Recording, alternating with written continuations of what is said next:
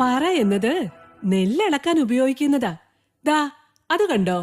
ഞാനിതൊക്കെ ആദ്യമായിട്ടാ കാണുന്നത്. അളവറിയാൻ മാത്രമല്ല, തൂക്കം നോക്കുന്ന ഉപകരണങ്ങളും ഉണ്ട്. ആഹാ, മോള് ഇതുവരെ ഉറങ്ങിയില്ലേ? ഉറക്കം വരുന്നില്ല മുത്തശ്ശി. അതെന്താ മോളെ, അച്ഛനും അമ്മയും ഇല്ലാത്തതുകൊണ്ടാണോ? ഹേ, അതുകൊണ്ടൊന്നുമല്ല.